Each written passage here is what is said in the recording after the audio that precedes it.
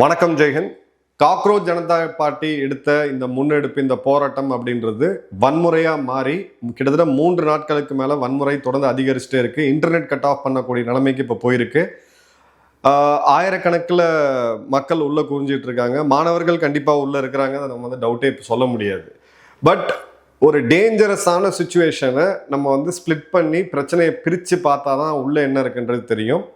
இப்போ நான் உங்ககிட்ட சொல்லக்கூடியது 3 விஷயத்தை பேஸ் பண்ணி என்னுடைய நண்பர்கள், அங்கே காவல்துறையில் இருக்கக்கூடிய நண்பர்கள், அவங்கக்கிட்ட நான் பேசினதை வச்சு, ரெண்டாவது அங்கே இருக்கக்கூடிய பேரண்ட்ஸ், குறிப்பாக +2 முடிச்சுட்டு இப்போ நீட் எழுதுனா பேரண்ட்ஸு நிறையா பேர் அவங்க குழந்தைகளோடு போயிட்டு ப்ரொட்டஸ்டில் கலந்துக்கிறாங்க, அவங்கக்கிட்ட நான் பேசினது. மூணாவது அங்கே இருக்கக்கூடிய ஒரு நல்ல ஜேர்னலிஸ்ட், நியூட்ரலான ஜேர்னலிஸ்ட். இந்த 3 தரப்புக்கிட்டையும் பேசும்பொழுது இந்த போராட்டம் இப்போ எங்கே போய் நிற்குது அப்படின்றத நம்ம தெளிவாக பார்க்க முடியுது. ஃபுல்லாக பாருங்கள், வீடியோ ஃபுல்லாக பாருங்கள். ஏன்னா இது நம்ம எல்லாரும் சம்மந்தப்பட்டிருக்கக்கூடிய ஒரு மிக முக்கியமான பிரச்சனை. இந்த டைமில் ஒரு மிக முக்கியமான ஒரு கருத்தை நான் இங்கே சொல்கிறேன். ஒரு 20 வயது ஜென்சி, ஒரு இளம் பெண் மீரா மணிவண்ணன் அவர்கள், நம்மளுடைய சப்ஸ்கிரைபர், அவங்க சில முக்கியமான பாயிண்ட்ஸை சொல்கிறாங்க. அதில் என்ன அப்படின்னு பார்த்தீங்கன்னா, நீட்டை நாங்கள் எதிர்க்கலை, நீட்டோடைய ஸ்ட்ரக்சரை நாங்கள் முதல்ல இருந்தே மாற்றுங்கன்னு சொல்லிட்டு இருக்கோம் அப்படின்றது ஃபஸ்ட்டு. பேப்பர் லீக் அப்படின்றது பெரிய இஷ்யூ கிடையாது, அந்த சிஸ்டம் தான் நம்ம முதல்ல அட்ரஸ் பண்ணணும் அப்படின்றது. இப்போது இந்தியாவில் 17லேருந்து 18 வயது கிளாஸ் +2 முடிச்சுட்டு ஃப்ரெஷ்ஷாக வெளியில் வரக்கூடிய மாணவ மாணவிகள் தங்களுடைய கரியரை, அதாவது நீங்கள் டாக்டருக்கு படிச்சுட்டு அடுத்தது நீங்கள் இன்ஜினியர் ஆக முடியாது, ஸோ கரியர் டிசிஷன் எடுக்கக்கூடிய ஒரு மிக முக்கியமான தருணத்தை இந்த இளம் ஏஜில் ஃபேஸ் பண்ணுறாங்க. ஃபர்ஸ்ட் பாயிண்ட் அவங்க சொல்கிறது. ரெண்டாவது, சிங்கிள் எக்ஸாமினேஷன். நீட் அப்படின்றது காமன் சிங்கிள் எக்ஸாமினேஷன், பட் வருஷத்துக்கு ஒரே ஒரு முறை தான் நடக்குது. இப்போது வருஷத்துக்கு ஒரு முறை அப்படின்றது அந்த நாளில் அப்போ எவ்வளோ ப்ரெஷரை பில்ட் பண்ணும், குறிப்பாக அந்த மாணவர்களுக்கு அப்படின்றத நம்ம பார்க்குறோம். ஸோ ஒரு fresh out of the school, நேற்று வரைக்கும் பள்ளி பருவம் விளையாடிட்டு குதிச்சுட்டு இருக்கக்கூடிய வயசுல இருந்து சடனாக கெரியர் டிசிஷன் எடுக்கணும், அதுவும் அந்த வருஷத்தில் ஒரே ஒரு நாள் எக்ஸாம் நடக்கும் அப்படின்றது ஒரு கடுமையான செக்யூரிட்டி, லாஜிஸ்டிக்ஸ் எல்லாமே. ஒருவேளை எனக்கு உடம்பு சரியில்லாமல் போனால் கூட அந்த இடத்துல என்னோட வாய்ப்பு பறி போகிறதுக்கான அபாயம் இருக்குது. இப்போது அமெரிக்காவை அவங்க கம்பேர் பண்ணுறாங்க. அமெரிக்காவில் முதல்ல நீங்கள் மெடிக்கலுக்கு டைரெக்டாக போய் ஜாயின் பண்ண முடியாது, ஒரு 4 வருஷம் அண்டர் கிராஜுவேட் டிகிரி இருக்கணும் மெடிக்கல் ஸ்கூலுக்கு போகிறதுக்கு முன்னாடி. இப்போ இந்த 4 வருஷம் அண்டர் டிகிரி படிக்கும்போது அந்த ஒரு மாணவனுக்கோ இல்லை மாணவிக்கோ அந்த டிகிரி முடிச்சுட்டு வரும்போது ஒரு பேசிக் மெச்சூரிட்டி இருக்குது, எந்த இடத்துல எதை சூஸ் பண்ணணும், உண்மையாலுமே மெடிசன் தான் எனக்கு கெரியரா அப்படின்றது. இப்போ இந்த இடத்துல +1 +2 முடிக்கும்போது கெரியரை 90% டிசைட் பண்ணுறது யாருன்னு பார்த்தீங்கன்னா பெற்றோர்கள் தான். அதன் பிறகு அவங்க MCAT அப்படின்ற எக்ஸாம் எடுக்கிறாங்க. டிகிரி முடிச்சுட்டு மெடிக்கல் போகிறதுக்கு MCAT அப்படின்ற எக்ஸாம் எடுக்கிறாங்க. இந்த MCAT அப்படின்ற எக்ஸாம் அப்படின்றது இவங்க மீரா என்ன சொல்கிறாங்கன்னு பார்த்தீங்கன்னா, 25 முறை ஒரு வருடத்துக்கு இந்த எக்ஸாம் இருக்குது, மல்டிபிள் ஆப்பர்ச்சுனிட்டி. ஸோ இந்த முறை மிஸ் பண்ணால் நான் அடுத்த முறை எழுதலாம், அடுத்த முறை மிஸ் பண்ணால் அடுத்த முறை எழுதலாம். அதே மாதிரி பார்த்தீங்க அப்படின்னா MCAT பெரிய அளவுக்கு நேஷனல் அளவுக்கான பேப்பர் லீக் எல்லாம் எதுவும் வரல, ஏன்னா அந்த அளவுக்கு அவங்க ப்ரோட்டோகாலையும் மெயின்டைன் பண்ணுறாங்க. ஸோ இப்போது அவங்க சொல்கிறது என்னென்னா, இந்தியாவில் 4 வருடம் டிகிரி முடிச்சுட்டு தான் மெடிக்கல் போகணும்னு சொல்லி நாங்கள் சொல்லலை, ஆனால் அது அது போகலாமா, அந்த மாதிரி ஒரு முறை வேணுமா வேணாமான்றது ஒரு செப்பரேட் டிஸ்கஷன். ஆனால் இந்த எக்ஸாம் அப்படின்றது ரெஸ்ட்ரிக்டிவாக இருக்கக்கூடாது. வருஷத்தில் ஒரு நாள் அந்த எக்ஸாம் மிஸ் பண்ணனா அவ்வளோதான், என் கதையை அவ்வளோதான் அப்படின்ற மாதிரி இருக்கக்கூடாது. இந்த இடத்துல எக்ஸாம் செக்யூரிட்டி, அக்கௌண்டபிலிட்டி, ரிஃபார்ம்ஸு, இது எல்லாமே பார்த்தீங்க அப்படின்னா பொலிட்டிக்கலாக மாறுது. எல்லா ஆக்ட்ரஸ், திரைப்பட நடிகர்கள் இதில் கமெண்ட் பண்ணுறாங்க. அவங்களுக்கு அதில் எக்ஸ்பர்டீஸ் இருக்குமா அப்படின்ற ஒரு டவுட் இருக்குது. அதே மாதிரி பார்த்தீங்கன்னா ரிலீஜன்ஸ் எல்லாம் உள்ள ட்ராக் ஆகுது, மத அரசியல் உள்ள வருது, கோட்டா ரிசர்வேஷன் சிஸ்டம் சொல்லிட்டு இது கம்ப்ளீட்டாக ஒரு மெஸ்ஸாக இருக்கக்கூடியதை நம்ம பார்க்குறோம். ஸோ இது ஒரு எஜுகேஷனல் பாலிசி இஷ்யூவாக இன்னைக்கு இருக்கக்கூடியவங்க ஜென்சி சொல்கிறாங்க. This shouldn't be about politics, celebrities or religion. ரொம்ப தெளிவாக இருக்காங்க. இந்த வயசில் ஒரு 20 வயசில் ஒரு யங்ஸ்டருக்கு இந்த அளவுக்கு தெளிவு இருக்கிறது நம்ம பார்க்கணும். It is about building a fair, secure and accountable system for the millions of 17 and 18-year-old whose future depends on it. So fair, secure and accountable system தான் இதில் இருக்கக்கூடிய மிக முக்கியமானது. ஏன் ஒரே ஒரு முறை மட்டும் நீட் தேர்வு நடத்தணும், ஏன் பல முறை நடத்தக்கூடாது? First question. இப்போ அதுக்கு நீங்கள் யூனிவர்சிட்டியில் சில முக்கியமான சேஞ்சஸ் வந்து பண்ணணும். இப்போ ஃபஸ்ட் இயர் மெடிக்கல் அப்படின்ற போது அதில் செமஸ்டர் பேஸ் சிஸ்டம் இருக்குது. அப்போ நான் வந்து மே மாதம் நான் எக்ஸாம் கிளியர் பண்ணாமல் ஒருவேளை நான் செப்டம்பரில் எக்ஸாம் கிளியர் பண்ணுறேன் அப்படின்ற போது எனக்கு அங்கே அக்டோபர்லேயோ இல்லை செப்டம்பர்லேயோ எனக்கு அகாடமிக்குள்ளே போகிறதுக்கு, அதாவது யூனிவர்சிட்டிக்குள்ளே போகிறதுக்கு இல்லை மெடிக்கல் காலேஜ் உள்ள போகிறதுக்கான அந்த சிஸ்டம் வேணும். ஸோ ஸ்டாகர்டான ஒரு இது அப்படின்றது வேணும். இப்போது இந்த மாதிரி ஒரே ஒரு தேர்வு ஒரே ஒரு முறை வருடத்துக்கு அப்படின்றது நம்ம கொஸ்டின் மார்க்காக பார்க்கணும். ஏன்னா இப்போ நீங்கள் வந்து ஜிமேட் எடுக்கிறீங்க அப்படின்னா ஒரு மல்டிபிள் ஆப்ஷன்ஸ் உங்களுக்கு வந்து இருக்குது. இப்போ நீங்கள் ப்ராஜெக்ட் மேனேஜ்மெண்ட் ப்ரோக்ராம்னு சொல்லக்கூடிய பிஎம்பி எக்ஸாம் எழுதுறீங்க, ஒரு அமெரிக்கன் பேஸ் சர்டிஃபிகேஷன் அதை எழுதுறீங்க அப்படின்னா வருஷத்துக்கு நீங்கள் 5 முறை எழுதலாம்.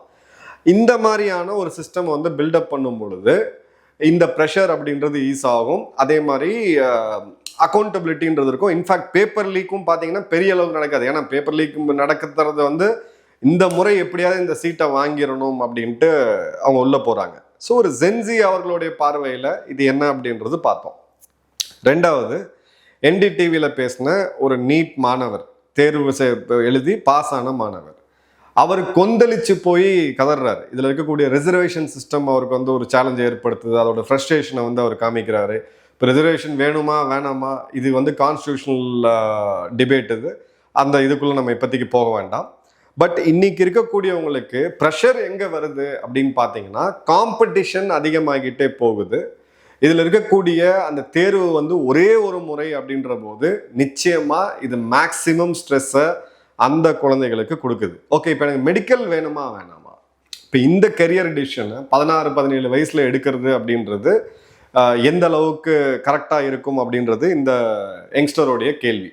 ஸோ இப்போ இதை தாண்டி நம்ம இந்த வியூஸ் அண்ட் கவுண்டர் வியூஸ் அப்படின்னு பார்க்குறோம்னா, பிரதமர் மோடி அவர்கள் நேரடியாக எக்ஸ்தலத்தில் ஒரு பதிவிட்டிருக்காரு. மாணவர்களுடைய முன்னேற்றம், மாணவர்களுடைய பாதுகாப்பை தவிர வேறு எதுவுமே முக்கியமாக இருக்க முடியாது.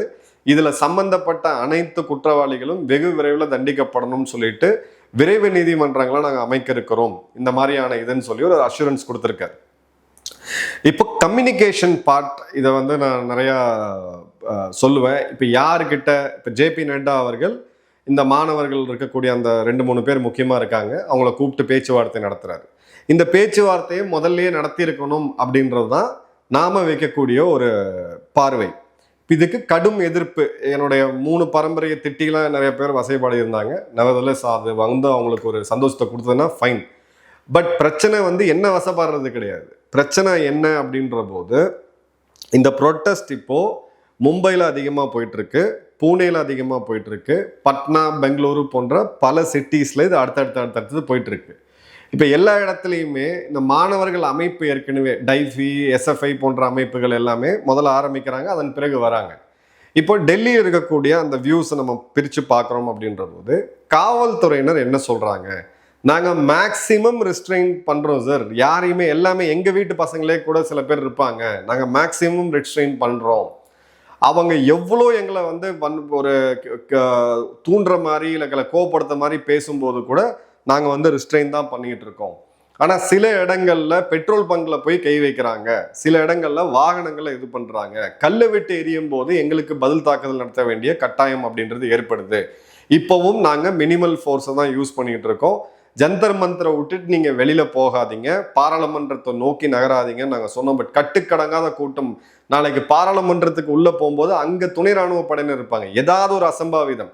இப்போ அவங்க கிட்ட இருந்து அந்த கவசம் பார்த்துருப்பீங்க, ஃப்ரண்ட்ல வச்சிருப்பாங்க, அதை பிடுங்கிறது, அதை பிறகு லத்தியை பிடுங்கி அவங்கள திரும்ப அடிக்கிறது, ஏதாவது ஒரு தவறுதலாக ஒரு வேகத்தில் யாராவது அங்கே இருக்கக்கூடியவர்கள், இந்த கலவரக்காரர்கள் யாராவது ஒருத்தர் போலீஸ்ட்டு வந்து துப்பாக்கியை எடுத்துட்டாங்க கையில் அப்படின்னா, ஒரு துப்பாக்கியில் 30 தோட்டா இருக்குது, 15-20 உயிர்கள் போகிறதுக்கான வாய்ப்புகள் இருக்குது. எங்கே போய் முடியும்ன்ற அந்த அபாயகரமான ஒரு சூழ்நிலையில இப்போ நம்ம இருந்துகிட்டு இருக்கோம்.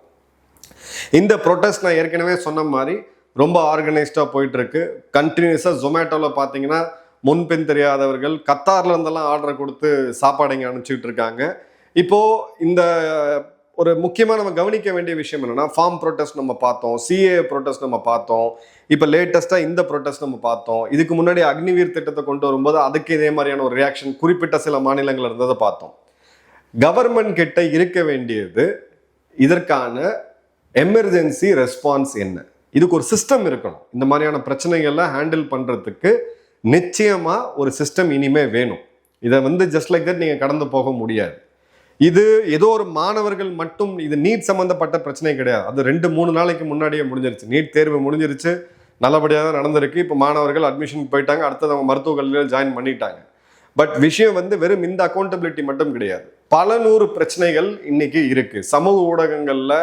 குறிப்பா இன்ஸ்டாகிராம் 15 வயதுல இருந்து கிட்டத்தட்ட 27 வயது இருக்கக்கூடிய இன்னைக்கு இருக்கக்கூடிய ஜெனரேஷனுக்கு அவங்க வாழ்வில் திருமணம் போன்ற, கார் வாங்கிறது போன்ற மிக முக்கியமான முடிவுகளை கூட இன்ஸ்டாவை பேஸ் பண்ணி எடுத்துக்கிட்டு இருக்காங்க.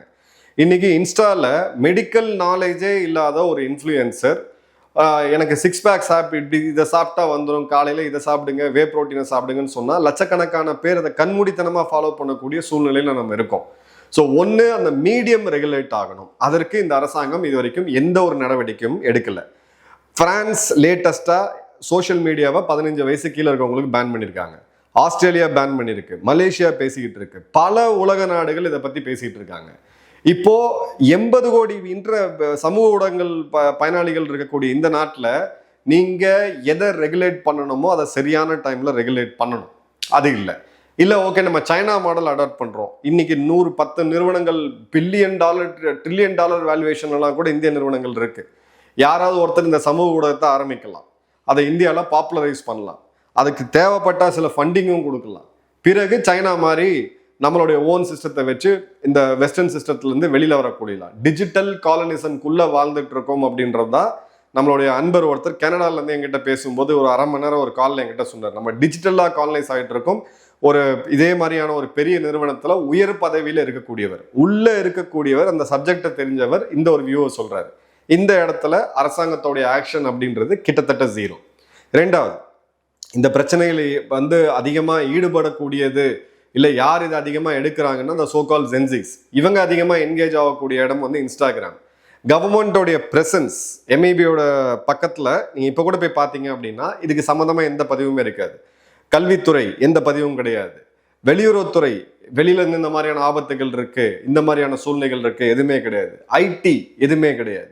ஸோ கம்ப்ளீட்டா நீங்க இன்ஸ்டாகிராம் ஒரு சங்க் ஆஃப் த பாப்புலேஷன், யுவசக்தின்னு நம்ம பேசும்போது அந்த யுவசக்தி தெரிஞ்சோ தெரியாமலே அங்கதான் போய் மூழ்கி இருக்கிறாங்க. அந்த இடத்துல தான் நீங்க போய் முத்தெடுக்க வேண்டிய சூழ்நிலை நம்ம இருக்கோம். அந்த இடத்துலையுமே பார்த்தீங்கன்னா எந்த ஆக்ஷனுமே இல்லை. 3வது, கண்டிப்பா இந்த கேள்வி கேட்டே ஆகணும். எஜுகேஷன் மினிஸ்டர் திரு தர்மேந்திர பிரதான் அவர்கள் ரிசைன் பண்ணணுமா வேணாமா, அது அடுத்த கட்டம். அவர் பண்ணணுமா வேணாமா அப்படின்றது நான் அந்த டிபேட்டுக்குள்ள போகலை.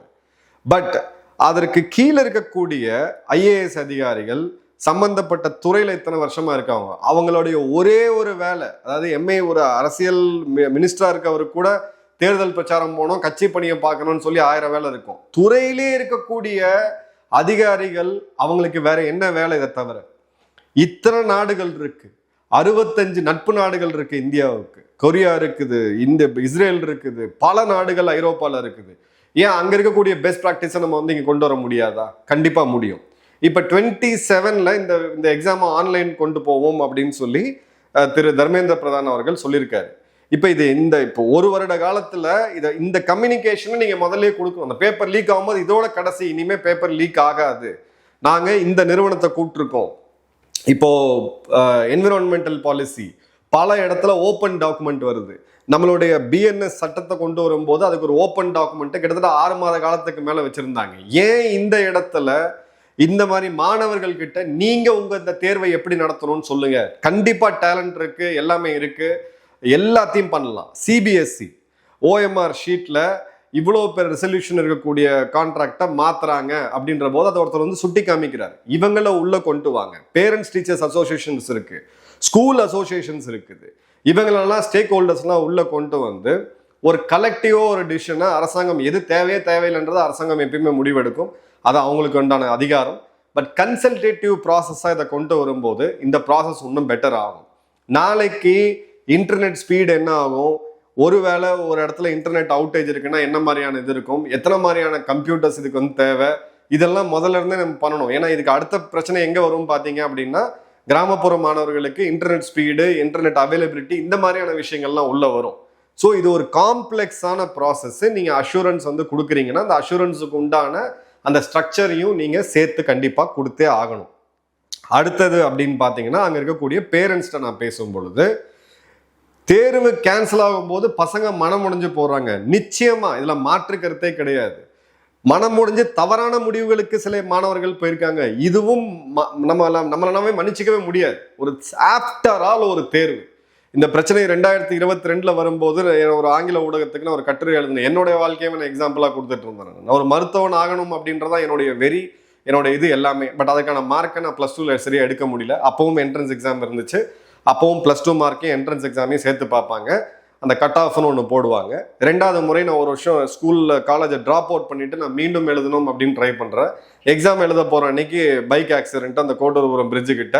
அதுக்கப்புறம் அதனால் என்னால் இது பண்ண முடியல. வெட்டினரி சயின்ஸ் கிடச்சிது, நான் வேணான்னு விட்டுட்டு அப்புறம் சரி இன்ஜினியரிங்கே வரலான்ட்டு வந்தேன். இந்த மாதிரியான ஒரு சூழ்நிலையில் மக்கள் ஒரு மாணவர்கள் இருக்கணும் அப்படின்ற போது இந்த பெண் மீரா அவர்கள் சொல்றதை நம்ம ஏன் ஒரு முறை, ஏன் 4 முறை நடத்தக்கூடாது இந்த எக்ஸாம்? ஒரு காலாண்டுக்கு ஒரு முறை ஏன் நடத்தக்கூடாது? ஏன் அட்லீஸ்ட் 2 முறை நடத்தக்கூடாது? இதெல்லாம் கண்டிப்பா இந்த கேள்விகளை பேரண்ட்ஸுமே கேட்குறாங்க. 3வது அங்க இருக்கக்கூடிய ஜேர்னலிஸ்ட்.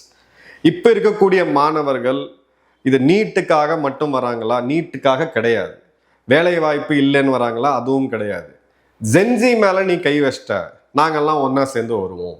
அது எப்படி நீ மாணவர்கள் மேல கை வச்சிட்ட? போலீஸே அவங்க சொல்றாங்க.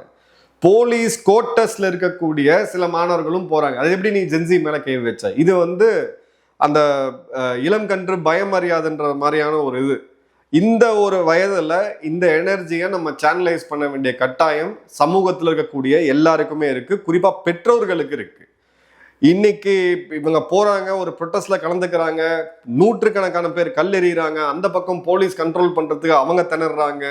நாளைக்கு ஏதாவது ஒரு அசம்பாவிதம் நடந்து எனக்கு கண்ணுல கூட ஒரு சின்ன கல் பட்டு என் கண்ணு போயிருச்சு அப்படின்னா வாழ்க்கை முழுக்க நான் ஊனமா சுத்திக்கிட்டு இருப்பேன். ஸோ இந்த மாதிரி இடத்துல எதுக்கு நம்ம போறோம், என்ன பண்றோம் அப்படின்றதுக்கான ஒரு இது வேணும். தமிழக அரசை நிச்சயமா இந்த விஷயத்துல நான் வரவேற்கிறேன். ப்ரொட்டஸ்ட் பண்ணுங்க, உங்களை எல்லாரையும் உரிமையும் இருக்கு. அந்த ப்ரொட்டஸ்ட்டை நீங்க அற வழியில பண்ணுங்க. கலாட்டா பண்றது, வன்முறையில ஈடுபடுறது இருக்கக்கூடாது அப்படின்ட்டு. இப்ப இங்க பாத்தீங்கன்னா சம்பந்தமே இல்லாம ப்ரொட்டஸ்ட். இப்ப அவங்க நீட்டு வேணும், ஆனா நீட்ல பேப்பர் லீக் ஆனதுக்கு எதிர்த்து அவங்க போராடிட்டு இருக்காங்க. இதுதான் பேசிக்கா அந்த காக்ரோச் ஜனதா பார்ட்டியோடைய போராட்டம். இந்த பக்கம் பாத்தீங்கன்னா நீட்டே வேணான்னு சொல்லிட்டு போராடிட்டு இருக்காங்க. அது காலாவதியான இது. எலெக்ஷன் இஷ்யூவை எடுத்து அந்த எலெக்ஷன் இஷ்யூவை எடுத்துட்டு போன கட்சி இன்னைக்கு என்ன நிலைமையில் இருக்குன்றது நம்ம எல்லாருக்குமே தெரியும். ஸோ ஒரு காம்ப்ளெக்ஸான சுச்சுவேஷன்ல பிரித்து பார்க்க வேண்டிய கட்டாயம் கண்டிப்பா இருக்கு. இப்போ காவல்துறையினரை கம்ப்ளீட்டா குறை சொல்லி அவங்களுடைய எல்லா நடவடிக்கையும் குறை சொல்லும் பொழுது காவலர்கள் வானத்துல இருந்து குதிச்சு வரல. நம்ம குடும்பங்கள்ல இருந்து ஒருத்தர் போனவோட தான் அங்க இருக்கக்கூடிய காவல்துறை அதிகாரி. நேத்து அந்த கனாட் பிளேஸோடைய ஒரு அசிஸ்டன்ட் கமிஷனருக்கு மண்டை உடஞ்சு ரத்தம் எடுத்துட்டு போறாரு. அவருடைய ப்ரொஃபைல் எடுத்து சில பேர் என்கிட்ட சொன்னாங்க, ரொம்பவும் ஒரு அதிர்ந்து கூட பேசாத ஒரு அதிகாரி, அவ்வளோ ஒரு லவபிள் காப் அப்படின்றாங்க. இதுல அடிபடுறதும் நம்ம மக்கள் தான், இதை தாக்குறதும் நம்ம மக்கள் தான். இது ரெண்டுமே தேவை கிடையாது. போலீஸ் கிட்ட லத்தி சார்ஜ் வாங்கி இவங்க அடிபடுறதும் தவறு, அதே மாதிரி இவங்க காவல்துறையினர் தாக்குறதும் தவறு. இது வன்முறை அப்படின்றது கம்ப்ளீட்டா ஒரு விஷயம். எந்த போராட்டம் இருக்கட்டும், என்ன வேணா இருக்கட்டும், தெளிவா எழுதி வச்சுக்கோங்க. நம்ம நாட்டு மக்கள் அனார்கியை மட்டும் என்னைக்குமே ஆதரிக்கவே மாட்டாங்க. மக்களால ஒரு தேர்ந்தெடுக்கப்பட்ட அரசை தண்டிக்கணும்னா அதுவும் மக்களால தான் தண்டிக்கப்படும். அதுக்கு தேர்தல் வரும், பாராளுமன்றம் இருக்கு, அதற்கான ப்ராசஸ் இந்தியாவில் இருக்கு. இந்தியா ஒரு வைப்ரண்டான ஒரு கியாட்டிக்கான ஒரு டெமோக்ரஸி. அதுல நாளைக்கு ஒரு 50,000 பேர் பாராளுமன்றத்துக்குள்ள போயிட்டு நாங்கள் ஆட்சியை கவிழ்த்துட்டோம், இது பங்களாதேஷ் மாதிரியே ஆயிடும்னு யாராவது கனவு காண்டுட்டு இருந்தாங்கன்னா இந்த கனவை நீங்க மறந்துடுங்க. ஏன் இதை நான் சொல்றேன் அப்படின்னா, இது இந்தியாவுக்கு எதிரான சக்திகள், கண்டிப்பா இந்தியாவுக்கு எதிரான சக்திகள் இதை பயன்படுத்திக்கிட்டு தான் இருக்காங்க. இந்த சுச்சுவேஷன் வரைக்கும் நான் ஏன் இந்த இடத்துக்கு நிக்கணும் அப்படின்றதான் என்னுடைய கேள்வி. ஏன் கம்யூனிகேஷன் கிளியரா இல்லை? அமைச்சர்கள் என்ன செஞ்சுட்டு இருக்காங்க? அந்த எஜுகேஷன் மினிஸ்ட்ரிக்கு கீழே இருக்கக்கூடிய அவ்வளோ அதிகாரிகள் என்ன செஞ்சுட்டு இருக்காங்க? இந்த இன்ஃபர்மேஷனை கொடுக்க வேண்டிய ministry of information and broadcasting என்ன பண்ணிக்கிட்டு இருக்காங்க? எல்லாத்துக்குமே பிரதமர் தான் பேசணும், இல்ல பிரதமர் தான் பதிவு போடணும், அவரே எல்லா வேலையும் பண்ணணும் அப்படின்னா அப்ப மினிஸ்டர்ஸே தேவை கிடையாது நம்மளுக்கு. எதுக்கு இவ்வளவு பெரிய துறை ரீதியான இது? இன்னைக்கு இந்தியன் ஏர்ஃபோர்ஸ் பிளேனை கூப்பிட்டு நம்ம பேப்பர் டிரான்ஸ்ஃபர் பண்றோம், தவறு கிடையாது. அது நேஷனல் அசெட், நம்ம தேவைப்படும் போது யூஸ் பண்ணலாம். பட் அந்த துறையில் இருக்கவங்களுடைய அக்கௌண்டபிலிட்டி என்ன? யார் எத்தனை பேர் அட்லீஸ்ட் டிரான்ஸ்ஃபர் ஆயிருக்காங்களா? யாராவது சஸ்பெண்ட் ஆயிருக்காங்களா? நாளைக்கு என்ன மாதிரியான ஒரு சீரியஸ்னஸ் வரும் அவங்களுக்கு. இது மாதிரி வந்து ஒரு இதை கண்டக்ட் பண்றாங்க அப்படின்ற போது கர்நாடகால பேப்பர் லீக், ராஜஸ்தான்ல பேப்பர் லீக், இப்போ லேட்டஸ்டா பஞ்சாப்ல பேப்பர் லீக், ஒரே மாதிரியான தவறுகள் தமிழ்நாட்டிலே பார்த்தீங்கன்னா கிட்டத்தட்ட 10க்கும் அதிகமான பேப்பர் லீக் ஆயிருக்கு நடந்த ஒரு இது. பட் அதில் பாதிக்கப்படக்கூடியவங்க ஆசிரியர் தேர்வில் பேப்பர் லீக், இந்த தேர்வில் பேப்பர் லீக்ன்ற போது அது எண்ணிக்கை கம்மியாக இருக்கிறதுனால அந்த சத்தம் வெளியில் அதிகமாக கேட்கல. ஆனால் அந்த வலி ஒன்று தான். ஒரு அரசு தேர்வுக்கு வாழ்க்கையில் உயிரை கொடுத்து திருமணமே நான் செஞ்சுக்க மாட்டேன், வேலைக்கு போகாம அப்பா நான் பார்த்துக்கிறேன்னு சொல்லி காசை கட்டி வாயில வயிற்றுல இது பண்ணி ஒரு பெரிய ஒரு கனவோட ஒரு அரசு வேலைக்கு கனவு கூட போய் ஒரு எக்ஸாம் எழுதுற அன்னைக்கு அந்த தேர்வு ரத்தாச்சு, பேப்பர் லீக் ஆச்சா அப்படின்னா எப்படி இருக்கும்னு யோசிச்சு பாருங்க. ஸோ தேர்வுகள் இது நீட்டு மட்டும் கிடையாது, எந்த ஒரு தேர்வா இருந்தாலும் இதற்கு ஒரு இராணுவ கட்டுப்பாடோடு ஒரு யுத்தத்துக்குள்ள நம்ம எப்படி போறோமோ அந்த மாதிரி தான் போகணும். இதுல சம்பந்தப்பட்டிருக்கக்கூடிய யாருக்கும் பெயில் கிடைக்கக்கூடாது. இந்த பேப்பரை வாங்கின இந்த மாணவர்கள், அவங்க பெற்றோர்கள், அவங்களும் கடுமையா தண்டிக்கப்படணும். இந்த எல்லா சைடும் பண்ணாதான் பேப்பரை லீக் பண்றவன், அதை வாங்குறவன், அதை விற்கக்கூடிய புரோக்கரு, இதை வாங்கக்கூடிய பேரண்ட்ஸு, அந்த மாணவர்கள் எல்லோருமே கடுமையா தண்டிக்கப்படணும். அவங்க பேர் வந்து இன்னைக்கு இன்னொருத்தங்களுக்கு வந்து ஐயோ இந்த மாதிரி பண்ணா இந்த மாதிரி ஆயிருமே அப்படின்ற அந்த பயமும் வரணும். இது எல்லாம் ஒன்று சேர்ந்தாதான் இந்த இடத்துல இந்த மாதிரியான பிரச்சனைகளை நம்ம தீர்க்க முடியும். உங்க கருத்துக்களை மறக்காம கமெண்ட் பாக்ஸ்ல போடுங்க. நன்றி, வணக்கம், ஜெயன்.